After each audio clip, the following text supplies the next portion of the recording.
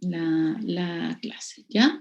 Entonces hoy día vamos a hacer la primera parte de la clase de hipófisis que tienen programada. El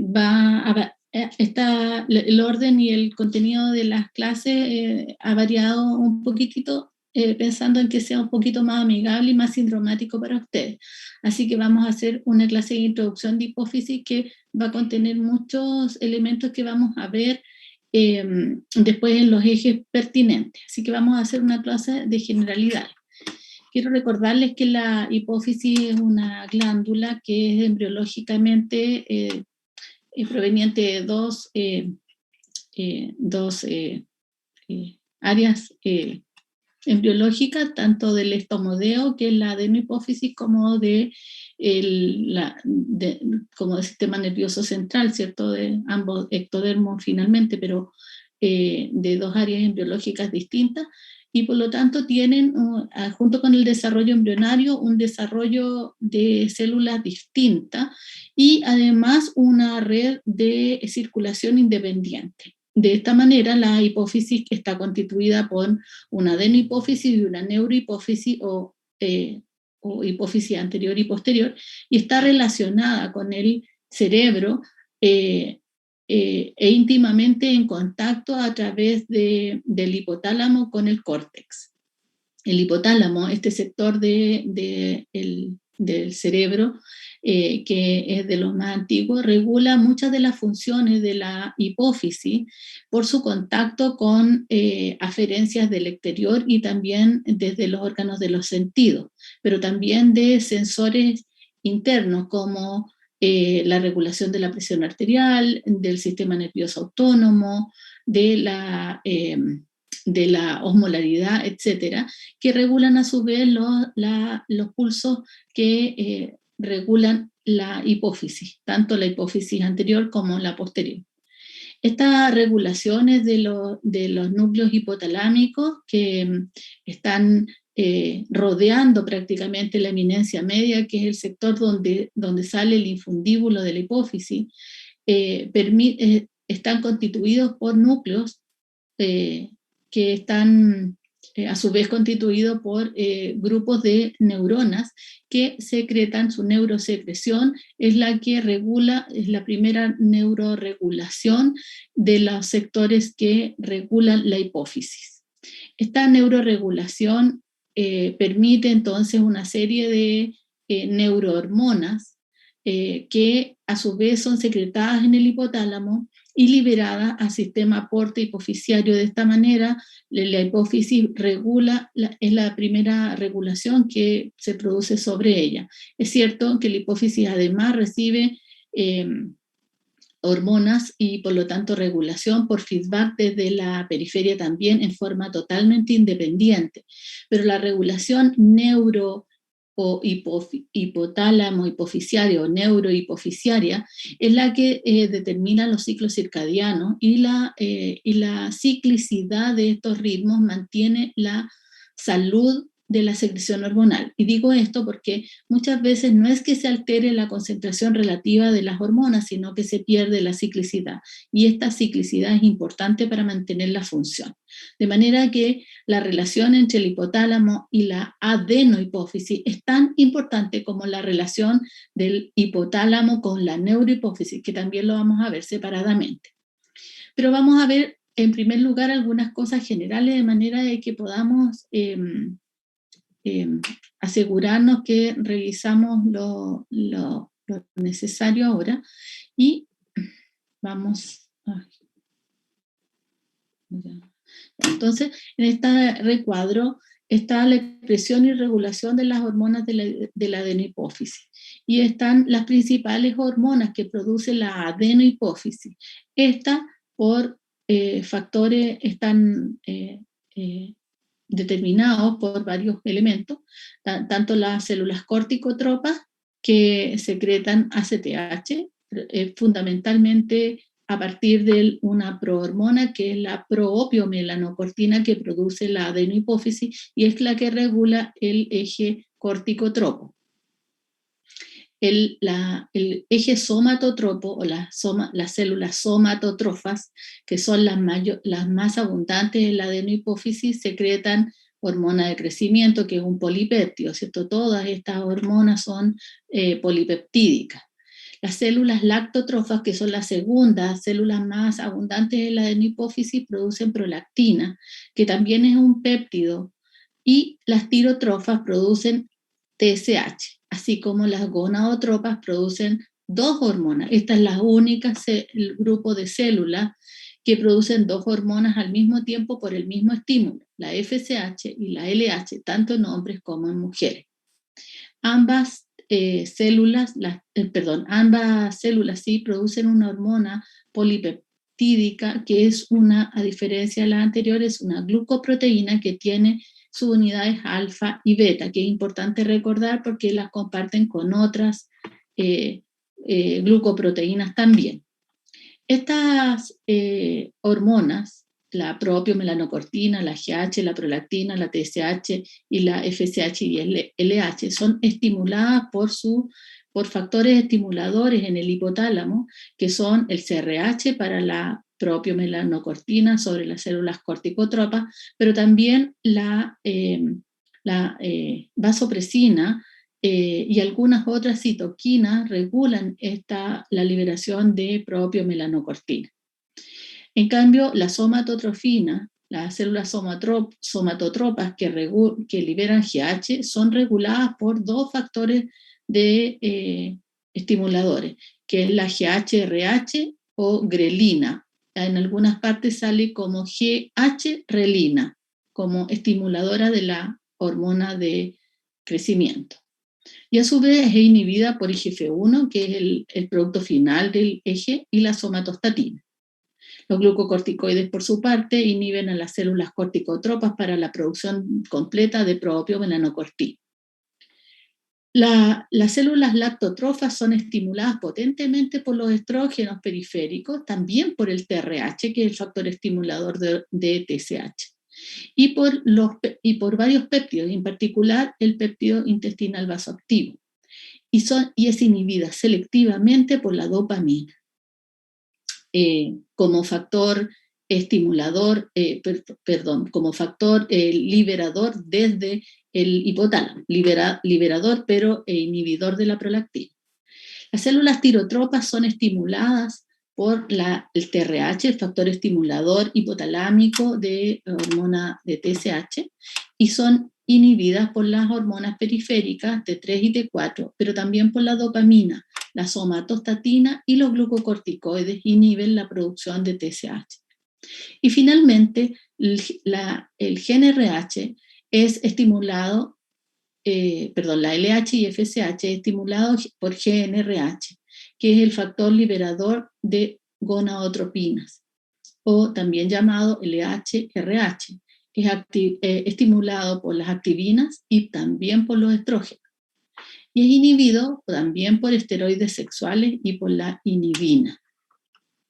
Las células blancas de estas hormonas hipofisiarias son la suprarrenal para la corticotropa, el hígado y otros tejidos para la hormona de crecimiento, las mamas y algunos otros tejidos para la prolactina, la tiroides para la TSH y los ovarios y los testículos para la FSH y LH. Ambos estimulan los ovarios.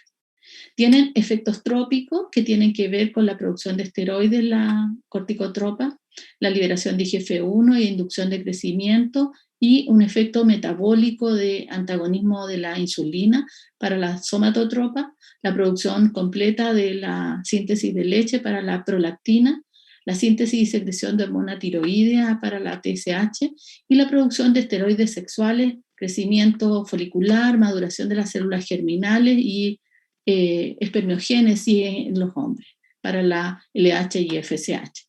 De manera que, considerando esto, la adenohipófisis es la que regula casi todos los ejes hormonales, con excepción de las hormonas que regulan el metabolismo, que se centran en los islotes pancreáticos, y las hormonas que regulan el metabolismo de calcio, que se centran en la paratiroides.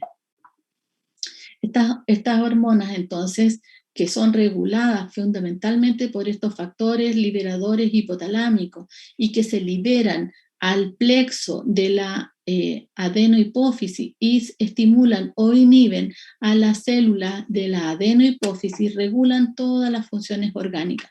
Y para esto, esta estructura funcional permite una íntima regulación de los ciclos vitales, para lo cual la anatomía es imprescindible.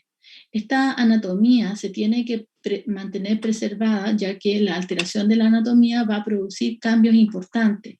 De hecho, una disrupción del tallo por traumatismos, enfermedades, tumores, y algunas enfermedades benignas puede producir alteraciones importantes de las señales estimuladoras o inhibidoras que llegan desde el hipotálamo hasta la hipófisis e inducir enfermedad.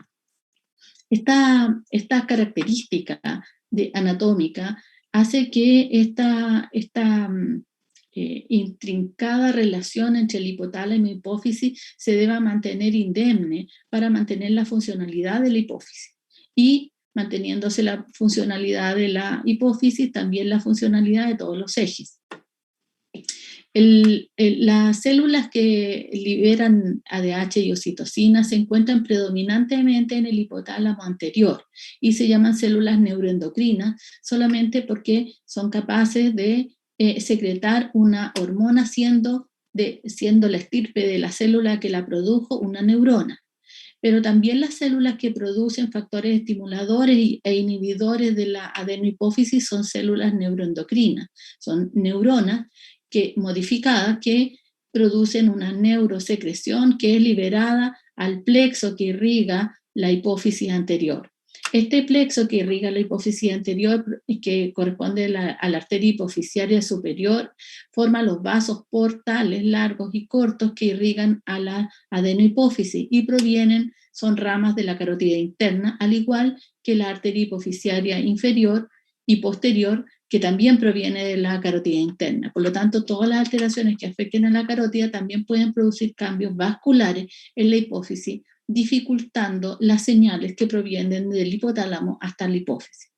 Finalmente, la secreción de la adenohipófisis, como la secreción de la neurohipófisis, es recogida por los vasos cortos, que son venas que van hacia los plexos que forman los senos cavernosos a cada lado de la hipófisis.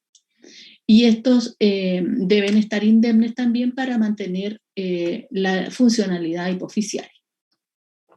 Además de la relación anatómica y de la concentración relativa y regulación de los feedback, las neurohormonas hipofisiarias dependen la acción de las neurohormonas dependen de la ciclicidad y de la acción de las neurohormonas liberadas en el hipotálamo. Por eso las pulsaciones de la GnRH, pulsos durante el día, producen pulsos de LH.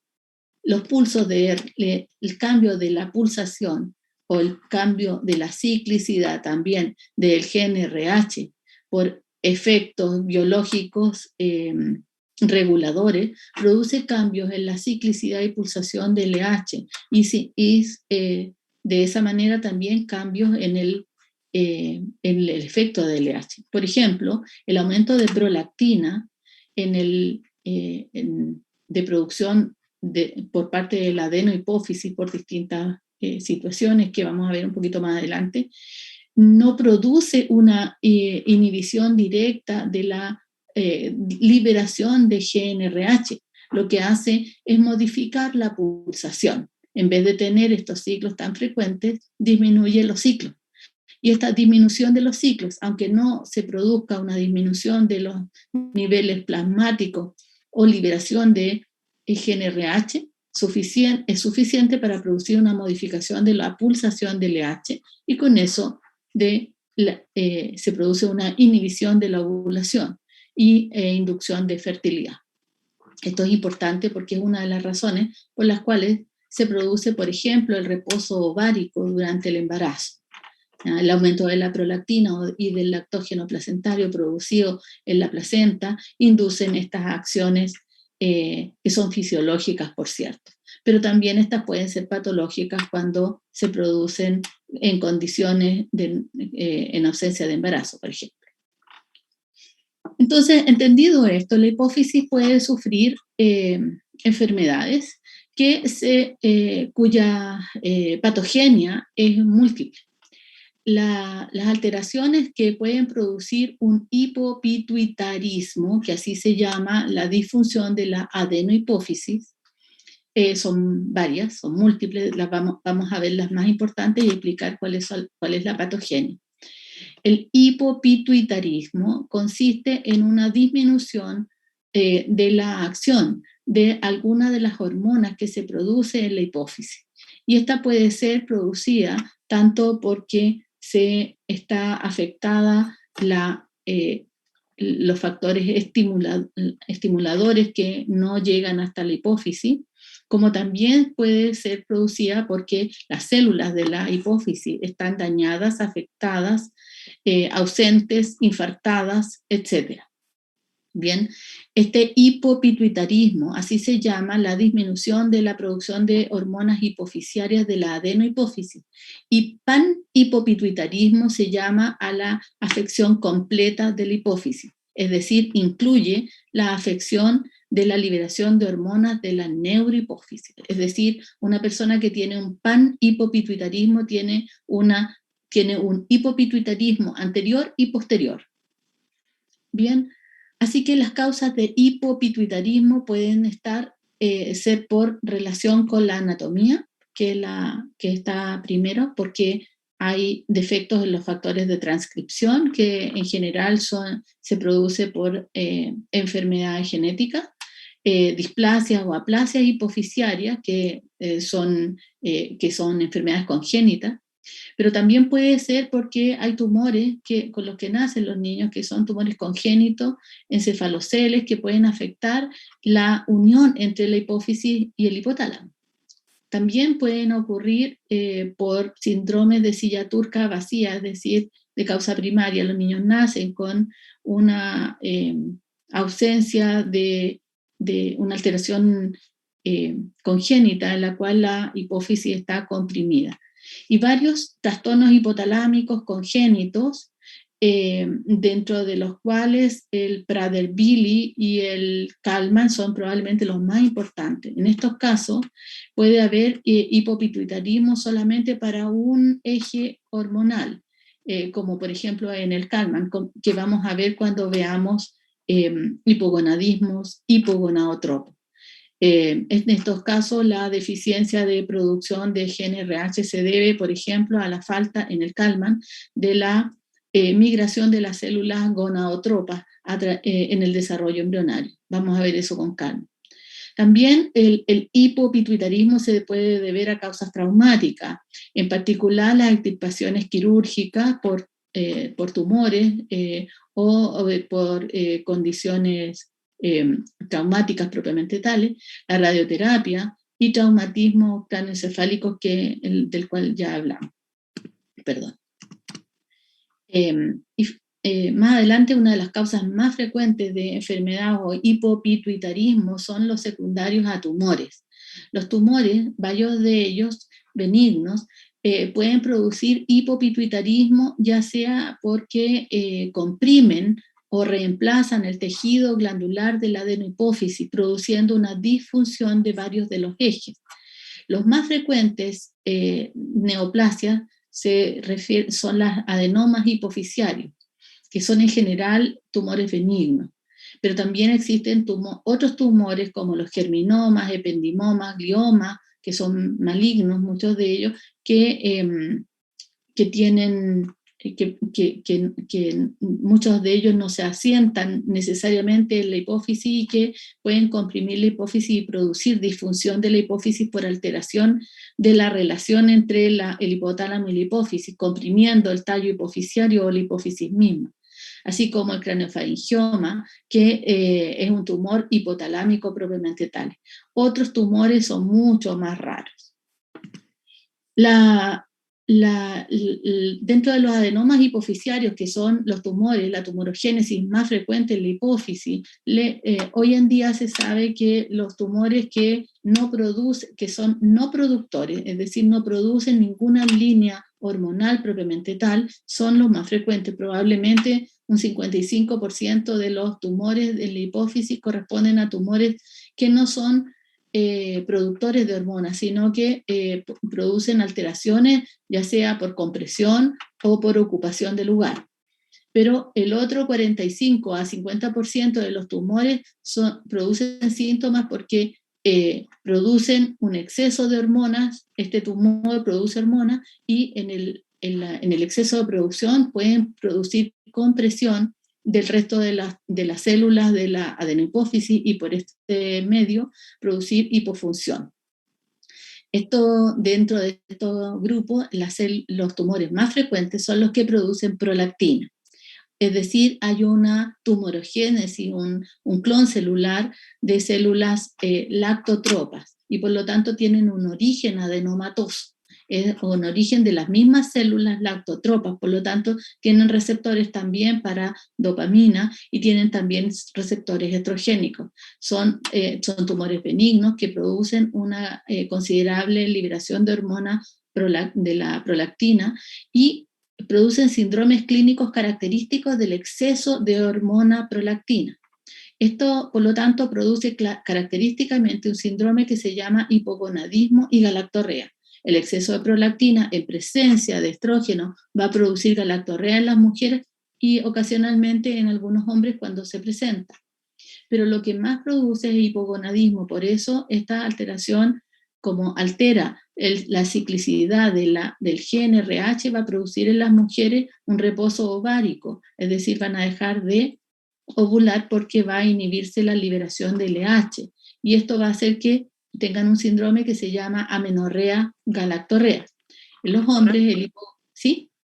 ¿Puedo preguntar una cosa? Sí. Antes de que se me vaya, me llamó un poco la atención.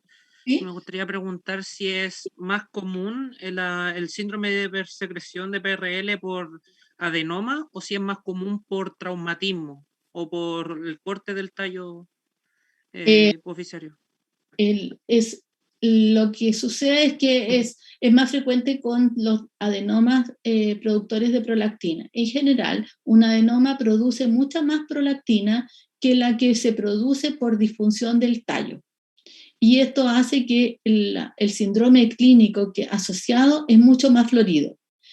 En general, y lo vamos a aprender cuando veamos en medicina interna, van a ver que hay rangos de prolactina que son más sugerentes de tumor que el hecho de tener un trauma o una imposibilidad de actuar de la dopamina.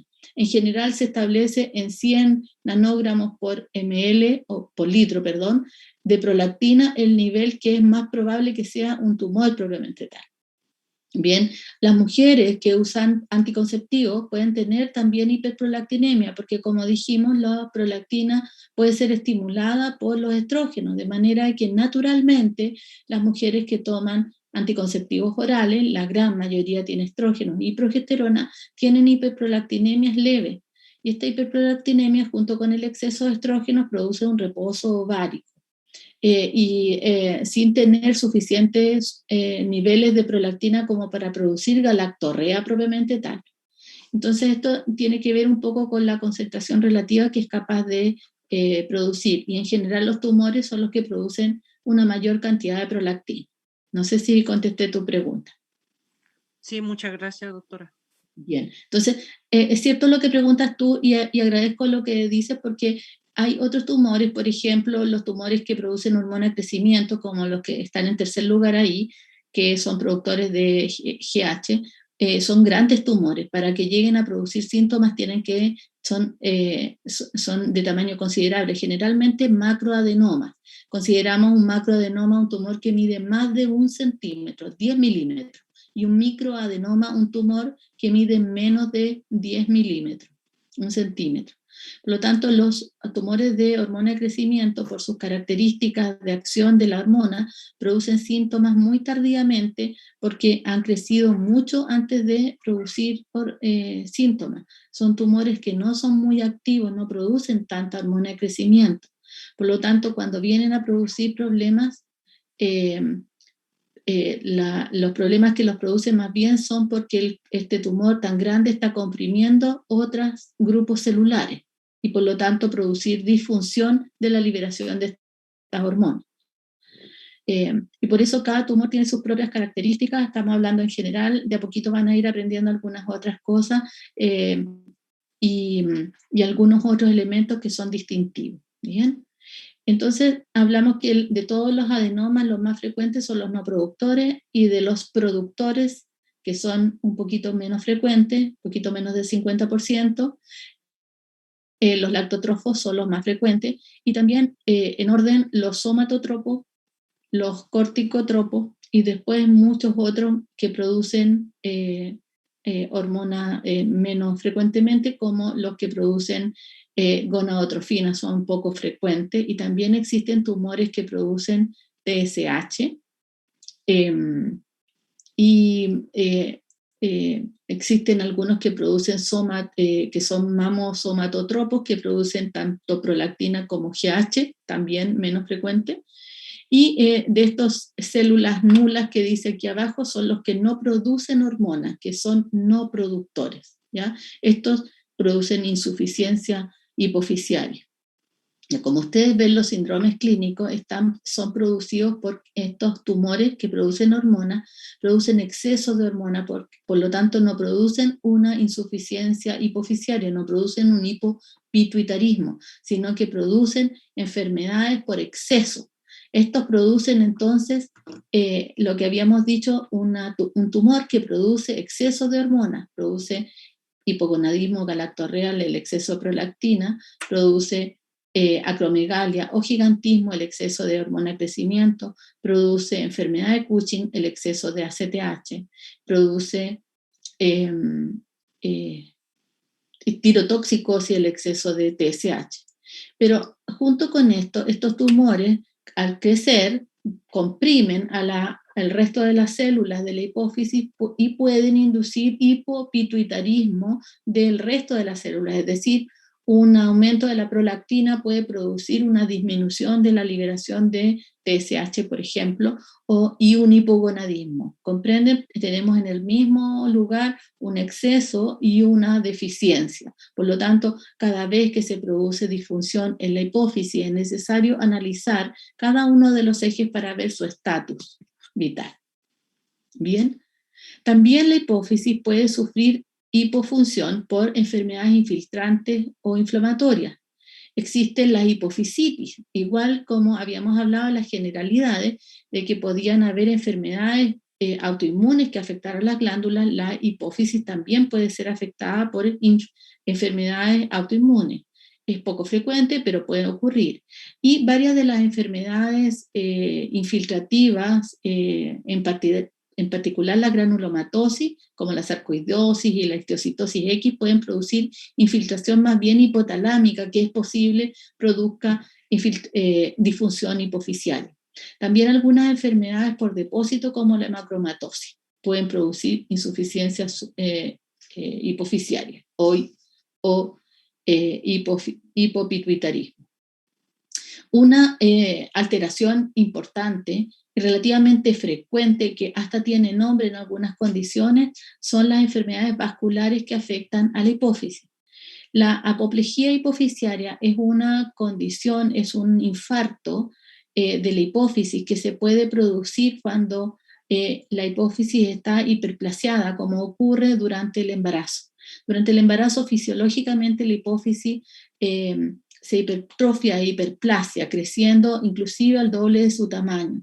Y esto puede producir que en una condición excepcional, donde haya una hemorragia posparto, esto ocurría mucho más frecuentemente antes, cuando no había atención profesional del parto y se producían grandes hemorragias, pero aún hoy día puede ocurrir esto, y se produce una oligoemia suficiente en la hipófisis, puede producirse un infarto de la hipófisis.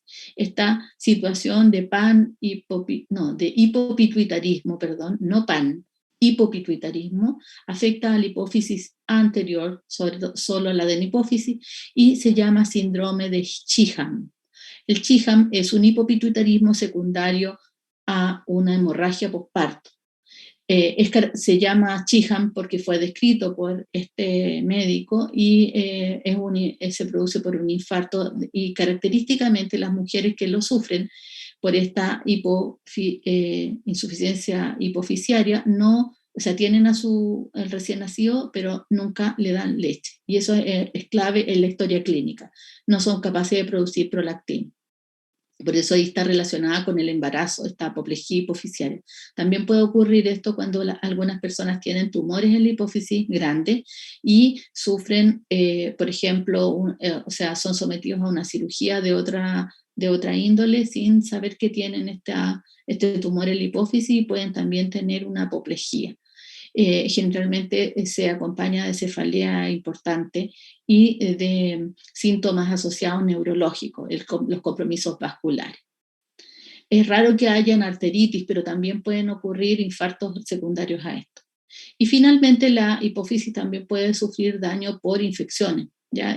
Esto lo vimos en la generalidad, todas las glándulas pueden sufrir casi todo este tipo de clasificaciones de afecciones. En la hipófisis son particulares y que tenemos que tratar de investigar cuando sabemos que hay una insuficiencia hipofisiaria. Estas infecciones pueden ser micóticas, en la histoplasmosis, poco frecuentes son estas, parasitosis como la toxoplasmosis, pero la tuberculosis no es una causa infrecuente. Hoy en día Pneumocystis carini también es un agente que hay que considerar, sobre todo los inmunodeprimidos. Cuando en las lesiones ocupantes de espacio en la silla turca, que son generalmente tumores, producen, además de la insuficiencia de la hipófisis, producen unos síndromes que tienen que ver con ocupación de la silla turca y también con compromiso de otros sectores y que hay que evaluar. Entonces, en una insuficiencia hipofisiaria es necesario evaluar si hay hipogonadismo, hipotiroidismo, crecimiento insuficiente o disminución de los niveles de hormona de crecimiento en el adulto, que se pueden caracterizar por hipoglicemia, ya que es una característica importante recordar. Y también puede producirse insuficiencia suprarrenal. Pero como estos tumores, además, cuando son grandes, pueden producir síntomas compresivos sobre el tracto óptico, produciendo en general alteraciones del campo visual y de los colores, y del campo visual característicamente hemianopsias bitemporales, que se producen por la decusación en el quiasma óptico, la parte del medio y hacia ventral, hacia dorsal del quiasma óptico, es donde está la hipófisis por detrás. Se decusa el quiasma óptico y en la cara medial van las fibras que inervan los campos temporales del campo visual. Por eso la afección característicamente bitemporal. También se pueden producir hemianopsias unilaterales porque el tumor está lateralizado hacia uno de los lados, y también puede producirse ceguera de un ojo completo y hemianopsia del otro. Eso depende de hacia qué lado esté comprimiendo. Lo característico es que sea simétrico y desde abajo hacia arriba, y por eso es que se produce el compromiso de hemianopsia. Pero también puede comprometer y crecer hacia arriba, hacia el hipotálamo, produciendo alteraciones hipotalámicas que tienen que ver con la afección de los núcleos que están implicados en el hipotálamo. Especialmente esto ocurre cuando los tumores provienen del hipotálamo, como los craniofarigiomas. Es menos frecuente que un tumor en la hipófisis comprometa al hipotálamo, pero también puede ocurrir. En ese caso se producen síndromes hipotalámicos. Los síndromes hipotalámicos pueden tener uno o más de estos elementos: alteraciones de la temperatura, de la regulación de la temperatura, ya que el centro termorregulador, recuerden, está en el hipotálamo. Puede producirse alteraciones del apetito, por el que el centro de la saciedad y el apetito están en el hipotálamo, así como también el centro de regulación de la sed, por los sectores hormoreceptores en el hipotálamo. Se puede producir otros síndromes como diabetes insípida o síndrome de secreción inapropiada de ADH, ambas alteraciones relacionadas con la neurohipófisis, pero por el compromiso hipotalámico por los centros reguladores hipotalámicos. Se puede producir obesidad de muy difícil manejo, especialmente por la afección de los centros del apetito y de la regulación con la leptina, así como alteraciones del sueño, de la conducta y disautonomías importantes, alteraciones de la regulación vasomotora, simpática y parasimpática, que se regulan en el hipotálamo. También estos tumores pueden comprometer hacia los lados. Fíjense solamente que la hipófisis está íntimamente relacionada con los senos cavernosos hacia los lados y hacia arriba con el quiasma óptico, de manera que todos estos sectores pueden estar comprometidos, igual que los nervios craneanos que pasan por el seno cavernoso, que básicamente son los nervios que van a inervar los ojos. Por eso, cuando se produce apoplejía o trombosis de estos senos cavernosos, se produce un síndrome neurológico que afecta la motilidad de los ojos. Perdón.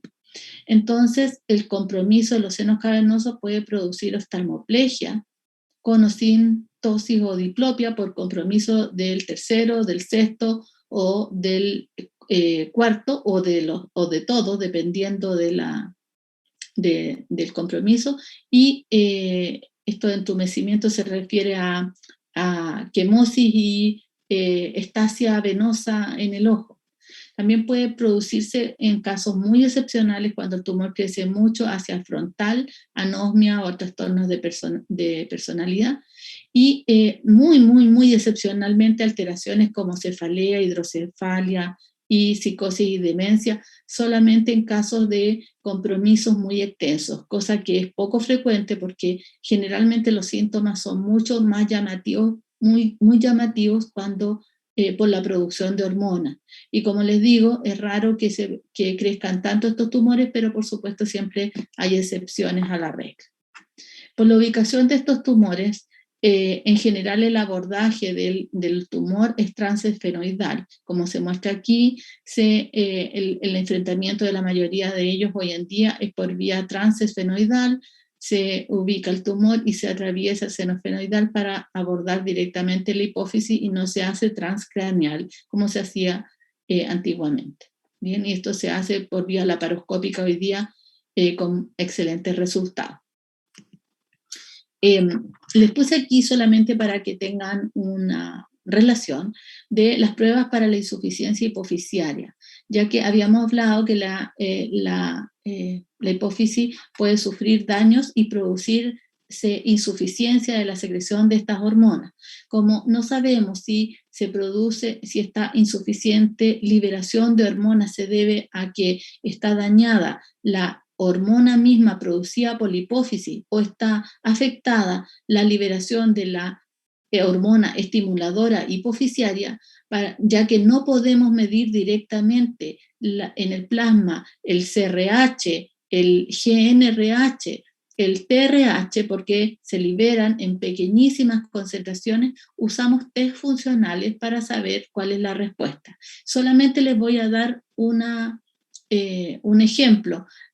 Por ejemplo, si una persona no puede, no le llega la primera regla y no tiene características sexuales, voy a irme a la LH y FSH, yo le puedo inyectar LH y FSH, que se llama prueba del GNRH, le puedo inyectar GNRH que existe recombinante humano, y pruebo si la LH y la FSH aumentan colocándole una vía venosa y midiéndole los niveles de LH y FSH. Ustedes comprenderán que si una persona tiene niveles bajos de FSH y LH y tiene, voy a inventar solamente, 20 años, yo puedo pensar que nunca le va a llegar puede tener una insuficiencia en la hipófisis, o puede ser que tenga una enfermedad en el hipotálamo, por lo cual no genera GNRH. Y por lo tanto, si yo le inyecto el GNRH y se produce liberación de LH y FSH, significa que la hipófisis está indemne y lo que le falta es GNRH.